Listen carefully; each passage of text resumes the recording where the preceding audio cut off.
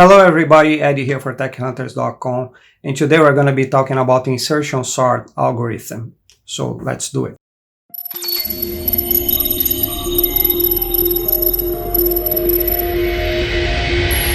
TechHunters.com. Well, insertion sort works by splitting the array into two partitions, namely unsorted and sorted partitions. It starts by saying that the very first element of the array with the index 0 is sorted because we have only one element over there, and then you don't have to sort with any other element. So because it's only one element, is sorted. So it looks like this, something like this. So we have an index, we have to keep track of the index as well, and we move from left to right. So we keep track of the index and we start at 0, and then we namely have the first element of the unsorted partition. In this particular case we start with 1, and then we increase the index of the sorted partition, and we move from the left to the right. It does this by comparing the first element of the unsorted partition to the last element of the sorted one. And if the last element of the sorted partition is greater than the first element of the unsorted one, we move the element of the unsorted partition and compare to the next one down the line until we find a place where the value of the sorted partition is less or equal to the value that we're comparing against. And then we insert in that position. This is going to become more clear as we put this into action. We're going to do this manually to make this clear. Then we have to keep track as well of the length of the array. As we move from left to right, the length of the array starts increasing in number. We bump up the length until the array reaches its maximum value, and then we have the array sorted. In this first case here, we can see that the array with index 0 is the first sorted element in the array, and our index equals 0. And as we traverse the array, we will increase the index value, and we increase as well the first unsorted index of the unsorted partition, and we will keep on going until we reach the end of the array. In this case here, for the next iteration, we compare 15 to 20. In this case here, 15 is less than 20. Then we have to shift 20 to 15's position and 15 to 20's position.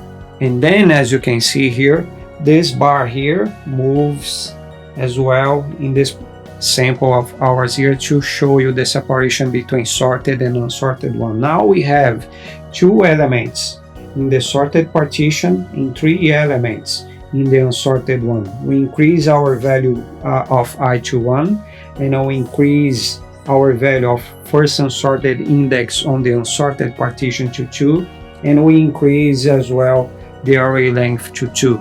So we keep track of all these numbers through the iteration, through the traverse, until we reach the end of the array. Then we get to compare 32 against 20.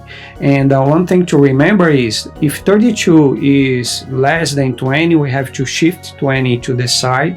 But in this particular case here, we can see that 32 is not less than 20. Then we can stop right there, because the highest value of the sorted partition is at the end of the partition. We know that everything below 20 is going to be less than 20. So we do a comparison between 32 and 20. And because 32 is greater than 20, then we don't shift anything, we don't move anything. We just increase the value of I, the value of the first unsorted index, in the array length. And it's going to be something like this. So we increase our value here of I to 2, our first unsorted index to 3, and the length to 3 here. And then we do a comparison between the first unsorted index position to the last sorted index position, which is 32, against -8. And then we can see that -8 is smaller than 32. So then we shift 32 to the right, and then we compare -8 to the next one in the sorted partition, which is 20. And we see that -8 is still smaller than 20. Then we move -8 to position 1 and 20 to position of index 2, and we do a comparison between -8 and the index of the position of 0 index. And then we see that -8 is still smaller than 15, so we move -8 to 15 position and 15 to -8 position. Now our sorted partition in the array has the elements of -8, 15, 20, and 32, 4 elements. We increase the index tracking number to 3, our I value here, the first unsorted index to 4, and our array length to 4 as well. Then we compare the element on the unsorted partition to the last element of the sorted one, and we can see that 12 is smaller than 32. So we shift 32 to the right and 12 to the left, and then we do a new comparison, the element of index number 3 to the element of index number 2. We see that 12 is still smaller than 20, then we move 20 to the right and 12 to the left, and then we do a new comparison to the next element. We see 12 is still smaller than 15, so we move 12 to the left and 15 to the right. We do a new comparison to the left, and we can see that this time 12 is greater than -8. So we don't have to move 12. 12 has found its proper position, and at this point the full array is sorted. Well, that's how insertion sort works. Now we're gonna see the implementation of this in C#. So here we are with Visual Studio 2019. I'm using Visual Studio Community, and we're gonna create a new project in C#. So come here, create a new project. Then we're gonna use a console application with .NET Framework and C# over here. So just click on Next. Then we're gonna call this Insertion Sort Implementation. I'm gonna save this to my desktop, and then we're using .NET Framework 4.72 at the time of this recording. So just click on Create, and here we are. We have our environment set up already. So we're going to start by declaring an array of integers here. We're going to call this int array, and we're going to initialize them with the values that we saw in the theory portion of this video. So it's 20, 15, 32, -8, and 12. One nice thing about Visual Studio is that they have something called code snippets. You just hold the control key, then press K and D, and the code rearranges itself, and it looks a little nicer. So then moving on, we're gonna need a for statement here, and using the code snippets, you hold control key, K and S, and then you type for, and he puts the for statement there, the backbones of the for statement for you. So we're gonna start with the first, let's call this, instead of I, we can go here and refactor this. So you just highlight here, hold control key, and press the letter R, and we can rename this. Let's call first unsorted index. Press enter, and the first unsorted index, it has, as you remember, it's going to start at 1, and it has to be smaller than the length of the array. Then int array dot length. Oh, let's go back here. Length, and then by the time we reach the end of the array, we increase the first element index. Now we're going to need as well a temporary variable here to hold the values of the first unsorted index. We're going to call this temp, and we're going to hold into this variable the value of the int array at the first unsorted index position. If you're new to programming, I don't want you to get confused here. The equal sign actually here means assignment.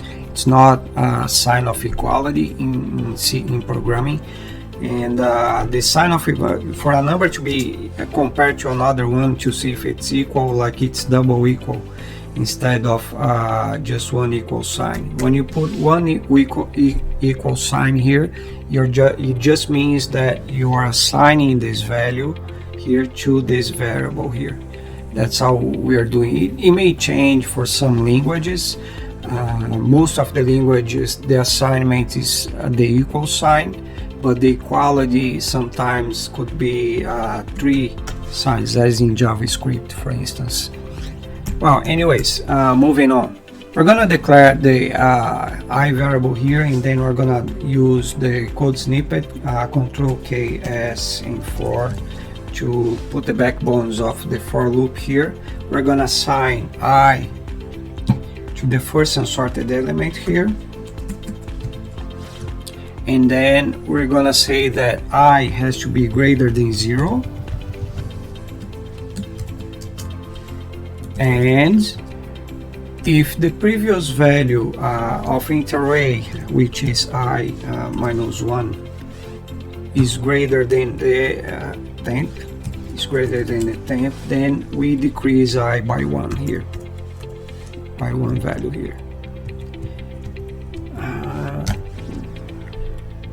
Then the int array of the position I will take the value of int array of position I minus 1, and that's where we do the swap of the values. We're basically just comparing the last value of the sorted partition to the first value of the unsorted partition, and if the value of the unsorted partition is less than the value of the last value of the sorted one, then we switch place with them with it.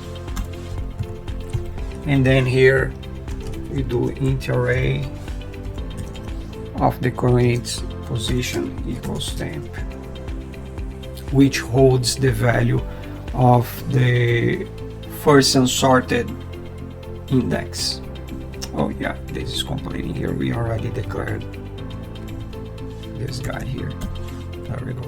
Now we need to actually print this to the screen, or we're not gonna be able to see anything.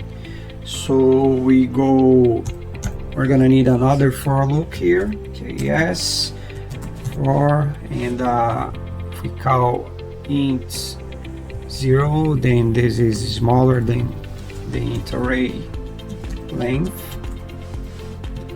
and we just print this to the screen. So you just type CW and tab key, and then int array and the value of I here. So that's all you have to do. Just hold Control key, press F5, and there we have the array sorted. Let's test this. Let's put instead of 15 here, let's put, I don't know, -2, and see what happens. Control F5, and then we have -8, -2, 12, 20, and 32. It's working. And this is how insertion sort implementation works. I hope you like this video, and I'll see you in the next one.